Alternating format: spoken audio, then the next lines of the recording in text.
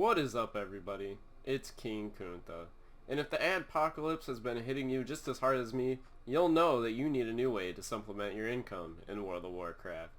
So, just be glad you're not a YouTuber who makes videos on guns so you're still getting at least a little bit of revenue.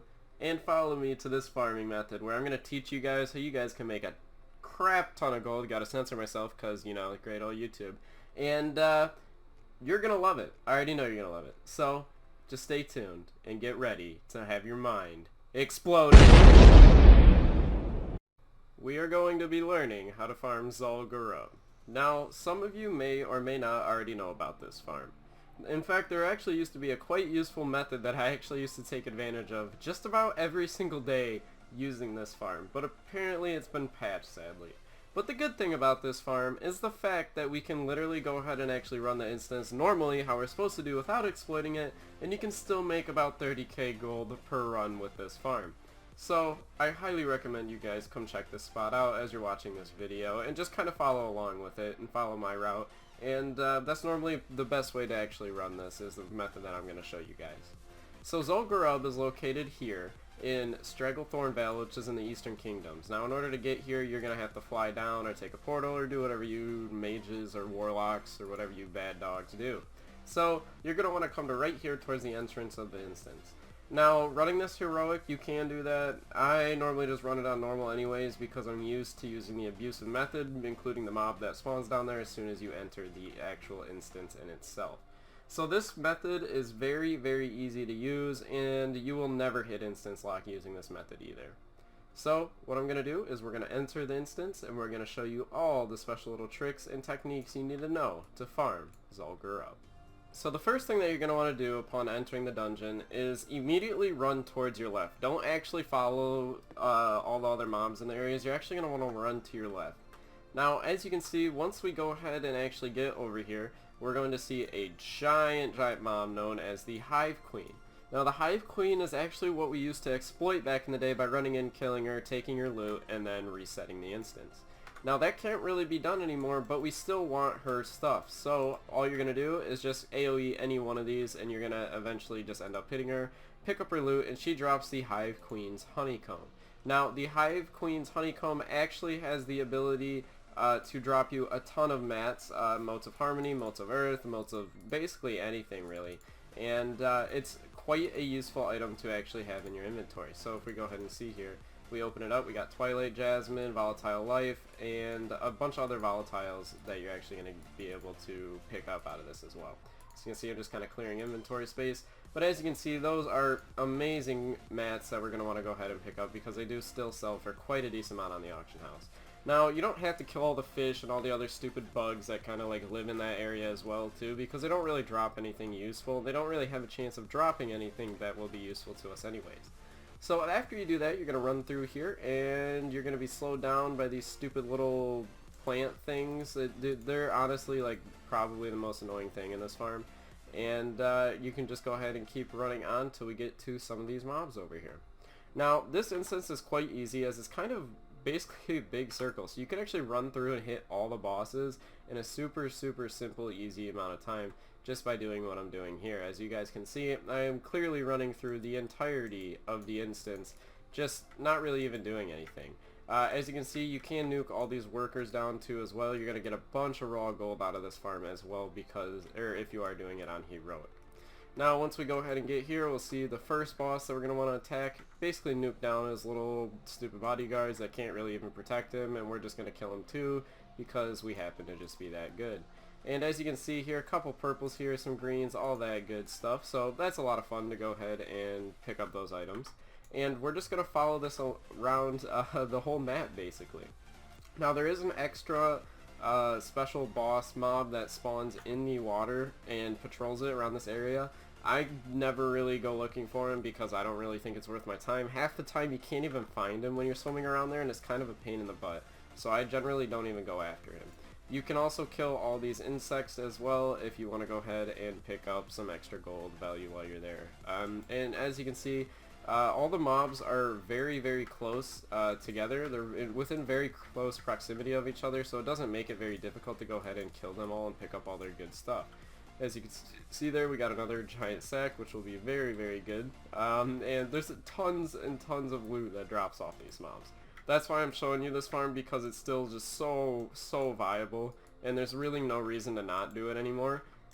Just because of how like valuable all this stuff has become. Now you will get Ember Silk Cloth and a lot of other goodies and crafting mats from this farm as well, but don't forget you will get greens and purples and all that good stuff as well, so you're going to want to go ahead and nuke all down the mobs that have those so that you can go ahead and take those as well. Now this is a big disenchanting farm too. So what I mean by that is a lot of the items that you can get in here, you're going to end up being able to disenchant for quite a good amount of gold as well. Now there are these stupid little like sequences that happen when you're in this instance, and it's like kind of annoying. As you can see, like these stupid little mask things that you're gonna have to kill. Obviously, if you have a strong AoE ability, it shouldn't be too difficult for you, as you're gonna be able to kill them just like that, no problem whatsoever. But it does get quite annoying after a while with some of these mobs. I highly recommend you guys do come check this farm out. As you can see, another green just dropped there for us that we're going to be able to disenchant as well. And there's tons of these mobs all over that you can go ahead and nuke down for some extra gold in there as well. So after we have killed those bosses, we're going to loop around and we can literally just complete a full circle and kill everything that we need to kill. And it's not very difficult. And I believe a lot of people have forgotten about this farm and or just kind of left it on the back burner, so that really no one's farming it anymore to my knowledge. When you are here, you may see maybe one other player that's like 120 trying to farm this area as well, but honestly it's really not as nearly competitive as it used to be back in the day, because you used to be able to take full advantage of that Hive Queen spot, and you're not really able to do that anymore. But since you can go ahead and still loot everything, all the greens and blues and good stuff that you get out of here that can be listed on the auction house will sell for a good amount. And a lot of these pieces end up looking like troll armor too, which kind of helps out with the fact that we have all the allied races, and the transmog market is kind of going up and up and up and up and up and up and up and up. So I highly recommend you guys come check this farm out. As you can see, super simple. All we have to do is just walk around here, and the mobs aren't even hostile to you, so they won't even aggro you. Now you can kind of take that as a blessing and or a curse. If you're a tank and you have some way to pull aggro from all these mobs, I recommend you just pull aggro at the start of the instance and just run the entire thing, because you're going to end up with the whole instance following your back pretty much, and it's going to be super easy to clear. The only part that is super annoying to clear is going into this like little fortress thing, because you have to like walk up 4 different sets of stairs, and it's kind of annoying. No one likes doing that. They should have just installed escalators. I don't understand why. And yeah, so as you can see here, we're just going to go around, kill all these mobs that are spawning randomly, and it's not very difficult, as you can see here. And we've got another like Tiki Lord. Okay, that wasn't very, you know, it wasn't very hard. And it's literally just run up here. Oh look, a bunch of bad priests doing bad priest stuff. Let's go ahead and just end that. Okay, look, now we took all their gold. Oh wait, you got a couple archers and stuff up here. Oh look, I AoE'd those guys and didn't even mean to. And those guys. So as you can see, if you're anything that's like level 100, you're going to one-shot literally everything in this instance, and you'll be able to pick up all that stuff anyways. And there's a lot of these stupid little like witch, weird hunter bow people that like to hang out up on top too. So that's really all I have for you guys in this farm, other than just complete a circle, hit all the mobs, hit the middle one, then dip. You can run out of the way and go to the Devil's Terrace and go ahead and try to nuke that mob down as well too, but sometimes I find it easier just to cut the trip short, skipping that boss and just going right to the middle one. But again, that's completely up to you, or you can do what I'm gonna do here and just aggro all these, then aggro all these, just piss everybody off I possibly can, and we're gonna run towards the boss and then piss more people off. Oh look, more mobs that I should go ahead and carry with me. Now they do have some weird slowing effects that they can cast on you, so that can get kind of annoying too as well. But again, if you have like the, or any way to increase your movement speed, or you have like the chopper mount or anything like that, you can actually use those as your advantage and use those to help you in not getting knocked all around and everything. But as you can see here, I am taking you to the Devil's Terrace right now, and it's just super easy just to go ahead and nuke everything that has followed you here. They will follow you all the way to the boss, and you'll get some lockboxes, all some good stuff like that. And then also some trash as well. You are going to get a decent amount of trash, I'm not going to lie. And so I highly recommend you guys have the vendor mount as well, because that will make this farm quite easy on you if you're able to actually vendor everything that you're picking up as well. So as you can see, we got some pretty cool pieces right here. and I highly recommend you guys come check these out before somebody else goes and makes a video on this and like shows you how to exploit it again, basically. So really come check this farm out. It'll really be worth your while, and I guarantee you guys are going to get some good gear out of here. You're going to be able to sell very quickly on the auction house. So anyways guys, it's been King Kunta. Thank you all for watching this video, and we'll see you all in the next one. And also, if you guys would like to hear about a live stream, or you guys think that you guys would like to watch me live stream, even though my personality may or may not be the best sometimes, and I don't even know if I have a YouTube personality. You guys might have to tell me in the comments.